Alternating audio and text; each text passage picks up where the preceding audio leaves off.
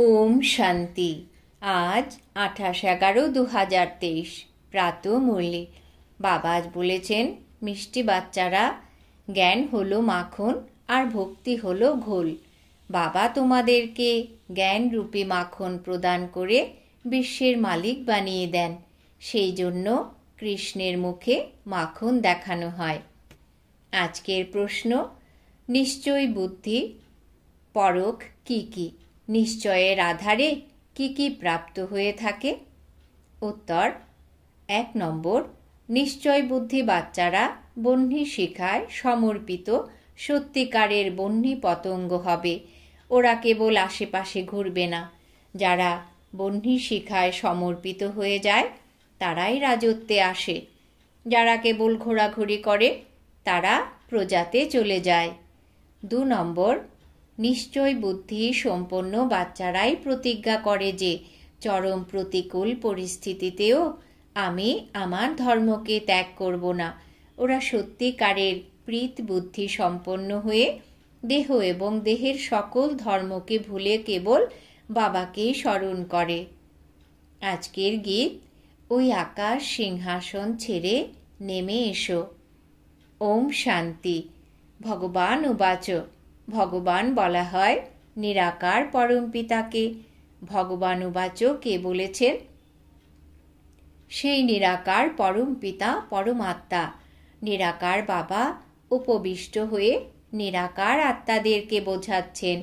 নিরাকার আত্মারা এই শরীর রূপী কর্মেন্দ্রিয়ের দ্বারা শোনে। আত্মাকে মেল কিংবা ফিমেল বলা যাবে না, আত্মাকে আত্মাই বলা হয়। স্বয়ং আত্মাই এই অর্গানসের দ্বারা বলে, আমি এক শরীর ত্যাগ করে অন্য শরীর ধারণ করি। সকল মানুষই হলো ব্রাদার্স। যখন নিরাকার পরমপিতা পরমাত্মার সন্তান সকলে, সেই হিসেবে সবাই পরস্পর হলো ভাই ভাই। আর প্রজাপিতা ব্রহ্মার সন্তান হিসেবে আমরা সবাই ভাই বোন। এটাই সর্বদা সবাইকে বোঝাতে থাকো। ভগবান হলেন রক্ষক। তিনি ভক্তদেরকে ভক্তির ফল প্রদান করেন। বাবা বুঝাচ্ছেন, কেবল আমিই হলাম সকলের সদ্গতি দাতা। সকলকে শিক্ষক রূপে শ্রীমত দিই এবং সকলের সদ্গুরুও আমি। তাই কোনো বাবা, টিচার কিংবা সদ্গুরু নেই। প্রাচীন ভারতের রাজযোগ তো কেবল এই বাবাই শেখান, কৃষ্ণ শেখায় না। কৃষ্ণকে বাবা বলা হয় না, তাকে দিব্য গুণধারী স্বর্গের রাজকুমার বলা হয়। পতিত পাবন সদ্গতি দাতা তো একজনকেই বলা হয়। এখন তো সকলেই দুঃখী, ভ্রষ্টাচারী এবং পাপী আত্মা। এই ভারতই সত্যযুগে দিব্য এবং শ্রেষ্ঠাচারী ছিল। তারপর এটাই ভ্রষ্টাচারী আসুরিক রাজ্য হয়ে যায়। তখন সবাই বলে, হে পতিত পাবন, তুমি এসে রাম রাজ্য স্থাপন করো। সুতরাং এখন এটা হলো রাবণ রাজ্য। যদিও রাবণকে দহন করা হয়, কিন্তু কোনো বিদ্বান আচার্য পণ্ডিত রাবণকে জানে না। সত্য থেকে ত্রেতা যুগ পর্যন্ত রাম রাজ্য, আর দাপর থেকে কলিযুগ পর্যন্ত রাবণ রাজ্য। ব্রহ্মার দিন অর্থাৎ ব্রহ্মা কুমার কুমারীদের দিন, এবং ব্রহ্মার রাত অর্থাৎ বিকেদের রাত। এখন রাত শেষ হয়ে দিন আসছে। বিনাশকালে বিপরীত বুদ্ধির গায়ন রয়েছে। 3 রকমের সৈন্য রয়েছে। পরমপিতাকে most beloved, godfather, ocean of knowledge ইত্যাদি বলা হয়। তাহলে তিনি অবশ্যই নলেজ দেবেন। তিনি হলেন সৃষ্টির চৈতন্য বীজ, সুপ্রিম সোল অর্থাৎ সর্বশ্রেষ্ঠ ভগবান।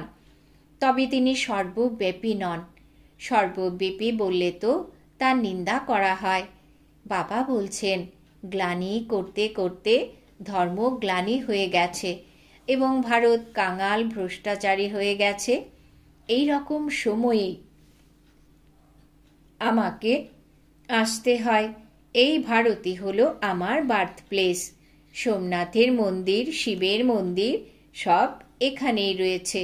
আমি আমার জন্মভূমিটাকেই স্বর্গ বানাই। তারপর রাবণ নরক বানায়, অর্থাৎ রাবণের মত অনুসারে চলে নরকবাসী আসুরিক সম্প্রদায় হয়ে গেছে। তারপর আমি তাদেরকে পরিবর্তন করে শ্রেষ্ঠাচারী দৈব সম্প্রদায় বানাই। এটা হলো বিষয় সাগর, ওটা হলো ক্ষীর সাগর। ওখানে সর্বদা ঘিয়ের নদী বইত।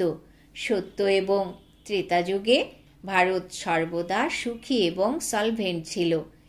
হিরে মানিকের মহল ছিল। এখন তো ভারত 100% ইনসলভেন্ট হয়ে গেছে। আমি এসেই 100% সলভেন্ট এবং শ্রেষ্ঠাচারী বানাই। এখন তো এতটাই ভ্রষ্টাচারী হয়ে গেছে যে নিজের দিব্য ধর্মটাকেই ভুলে গেছে। এখন বাবা বসে থেকে বোঝাচ্ছেন যে ভক্তি মার্গ হলো ঘোল আর জ্ঞান মার্গ হলো মাখন। কৃষ্ণের মুখেই মাখন দেখানো হয়, অর্থাৎ সে নিশ্চয়ই বিশ্বের রাজা ছিল। লক্ষ্মীনারায়ণ বিশ্বের মালিক ছিল। বাবা এসে অসীমিতের উত্তরাধিকারী দেন, অর্থাৎ বিশ্বের মালিক বানান, কিন্তু নিজে মালিক হন না। যদি মালিক হই তাহলে তো মায়ার কাছে পরাজিত হতেই হবে। মায়ার কাছে তোমরাই পরাজিত হও এবং তোমরাই আবার বিজয় লাভ করো। এই দুনিয়া 5 বিকারের মধ্যে ফেঁসে আছে। আমি এখন তোমাদেরকে মন্দিরে থাকার যোগ্য বানাচ্ছি। সত্যযুগ হলো অনেক বড় মন্দির, তাকে শিবালয় বলা হয়, অর্থাৎ শিব বাবার দ্বারা স্থাপিত স্থান। কলিযুগকে বেশ্যালয় বলা হয়। এখানে সবাই বিকারী।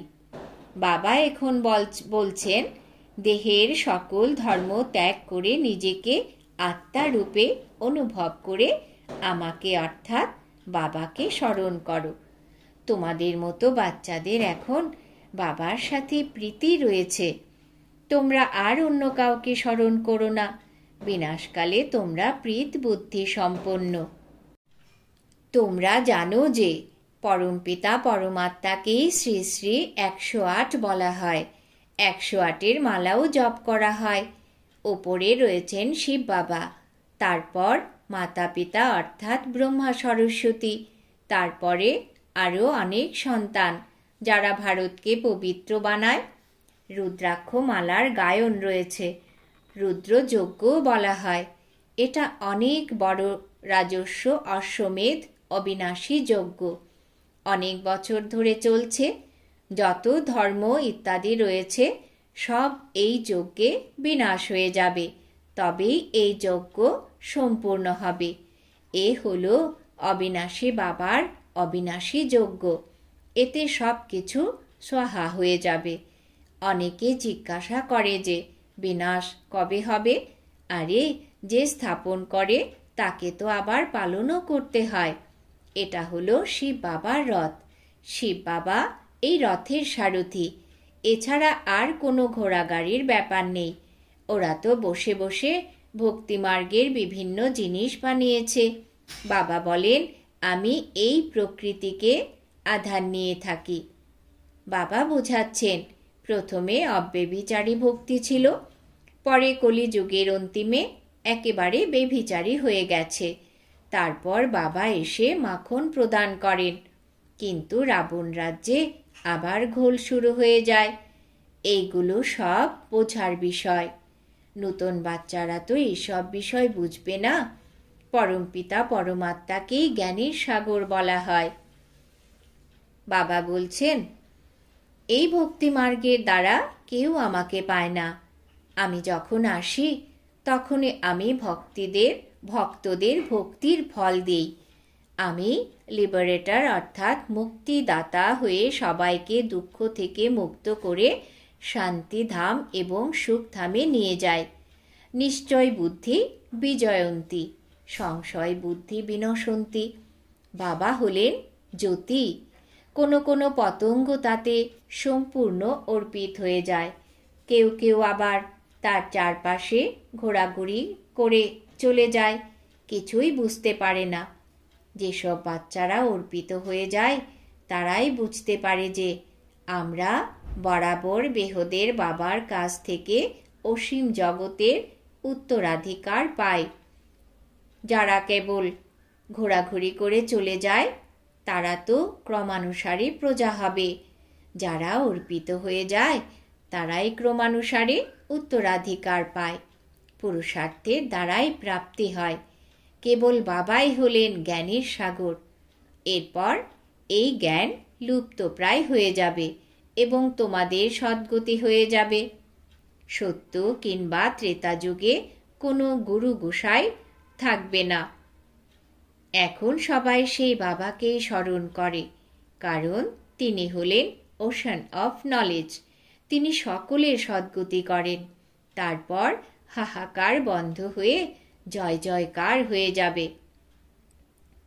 তোমরা সৃষ্টির আদি মধ্য অন্তকে জানো, তাই তোমরা এখন ত্রিনেত্রী ত্রিকালদর্শী হয়েছ। তোমরা এখন রচনা এবং রচয়িতার সমস্ত জ্ঞান শুনছ। এইগুলি কোনো সংশয়পূর্ণ কথা নয়। গীতা আসলে ভগবানের গাওয়া, কিন্তু এতে কৃষ্ণের নাম দিয়ে খণ্ডন করে দিয়েছে। বাচ্চারা, তোমাদেরকে এখন সকলের কল্যাণ করতে হবে। তোমরা হলে শিব শক্তি সেনা। বন্দে মাতরম গান করা হয়। বন্দনা তো কেবল পবিত্র আত্মার করা হয়।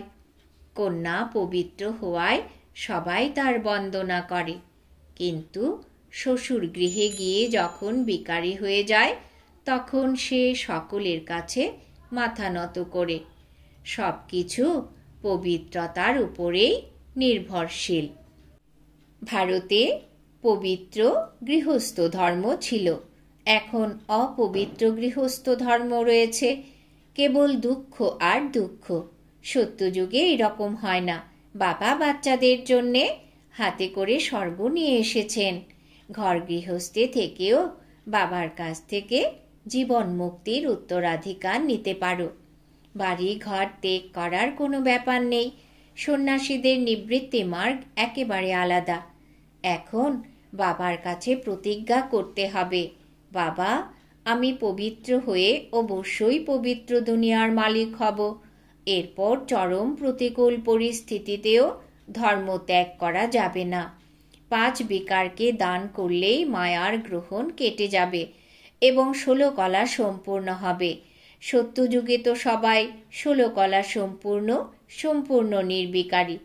এখন শ্রীমত অনুসারে চলে পুনরায় সেই রকম হতে হবে। ভগবান হলেন দীননাথ। ধনী ব্যক্তিদের এই জ্ঞান বুঝতে পারবে না, কারণ ওরা মনে করে যে আমার তো অনেক সম্পত্তি রয়েছে, আমি তো স্বর্গেই রয়েছি। তাই যারা অবলা অবুধ তারাই এই জ্ঞানকে নিয়ে থাকে। ভারত এখন গরিব। এদের মধ্যে যারা গরিব এবং সাধারণ তাদেরকেই বাবা আপন সন্তান বানান। ওদের ভাগ্যেই রয়েছে। সুদামার উদাহরণ কথিত আছে। ধনী ব্যক্তিদের তো বোঝার মতো সময়ই নেই। ডক্টর রাজেন্দ্র প্রসাদের কাছে কন্যারা গিয়ে বলতো যে অসীম জগতের বাবাকে জানলে আপনি হিরে তুল্য হয়ে যাবেন। আপনি 7 দিনের কোর্স করুন। তিনি বলতেন, এটা তো খুবই ভালো কথা, কিন্তু রিটায়ার হওয়ার পরে করব। আর রিটায়ার হওয়ার পরে বলতেন, আমার শরীর খারাপ। বড় বড় ব্যক্তিদের সময়ই থাকে না।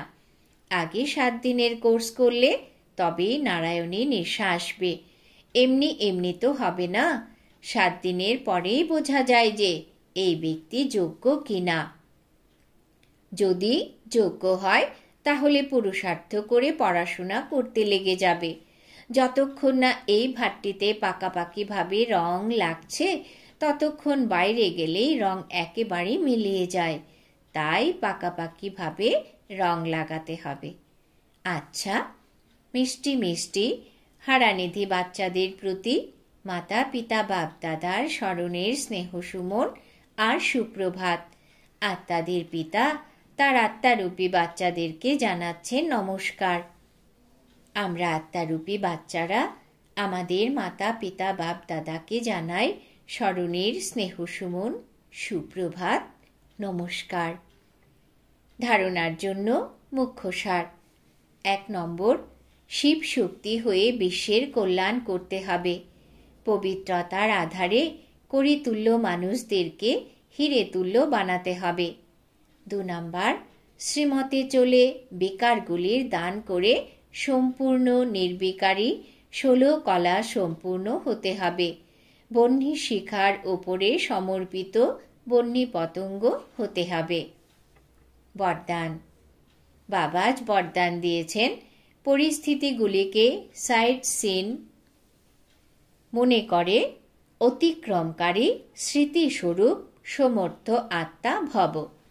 পরিস্থিতিগুলিকে সাইড সিন মনে করে অতিক্রমকারী স্মৃতিস্বরূপ সমর্থ আত্মা ভব। ব্যাখ্যা: স্মৃতিস্বরূপ আত্মা সমর্থ হওয়ার কারণে পরিস্থিতিকে খেলা মনে করে।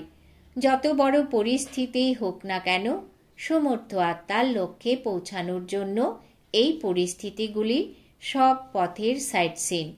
লোকেরা পয়সা খরচ করে সাইট সিন দেখতে যায়।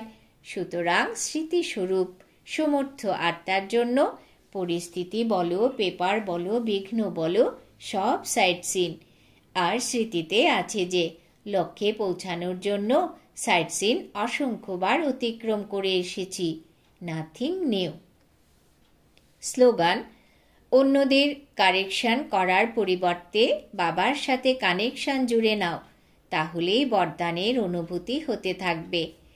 অন্যদের কারেকশন করার পরিবর্তে বাবার সাথে কানেকশন জুড়ে নাও, তাহলেই বরদানের অনুভূতি হতে থাকবে।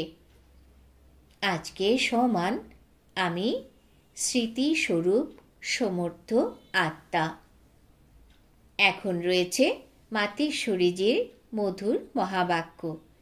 আজকের বিষয়: কেবল ওম শব্দ উচ্চারণ করে কোনো লাভ নেই। ওম শব্দকে বারবার উচ্চারণ করা মানে ওম জপ করা। যে সময় ওম শব্দ উচ্চারণ করছো, তো ওমের অর্থ এটা নয় যে কেবল ওমের উচ্চারণ করো। কেবল ওম শব্দ উচ্চারণ করলে জীবনে কোনো লাভ হয় না। ওম শব্দের অর্থ স্বরূপে স্থিত হলে, ওম শব্দের অর্থকে জানলেই মানুষ শান্তি প্রাপ্ত করে। মানুষ তো অবশ্যই চায় যে আমি শান্তি পাই। শান্তি স্থাপনের জন্য অনেক সম্মেলনও করে, কিন্তু তার রেজাল্ট এমন হয় যেটা আরও দুঃখ এবং অশান্তির কারণ হয়ে যায়। এর প্রধান কারণ এটাই যে মনুষ্য আত্মা যতক্ষণ না 5 বিকারকে নষ্ট করছে, ততক্ষণ দুনিয়ায় কখনোই শান্তি স্থাপন হবে না। সুতরাং প্রত্যেক মানুষকে আগে নিজের 5 বিকারকে বশীভূত করতে হবে এবং পরমাত্মার সাথে নিজের অর্থাৎ আত্মার সংযোগ স্থাপন করতে হবে, তাহলেই শান্তি স্থাপন হবে। তাই মানুষ নিজেই নিজেকে প্রশ্ন করুক যে আমি কি আমার 5 বিকারকে নষ্ট করেছি? ওদের ওপরে বিজয়ী হওয়ার চেষ্টা করেছি? যদি কেউ জিজ্ঞাসা করে যে আমি আমার 5 বিকারকে কিভাবে বশ করব, তখন তাদেরকে বলা হয় যে প্রথমে জ্ঞান এবং যোগের ধূপ জ্বালাও। সেই সঙ্গে পরমপিতা পরমাত্মার মহাবাক্য হল, আমার সাথে বুদ্ধি যুক্ত করে আমার শক্তি নিয়ে আমাকে অর্থাৎ সর্বশক্তিমান প্রভুকে স্মরণ করলে বিকারগুলো ক্রমশ দূর হতে থাকবে। এখন এতখানি সাধনা চাই যে স্বয়ং পরমাত্মা এসে আমাদেরকে শেখাচ্ছেন। আচ্ছা, ওম শান্তি।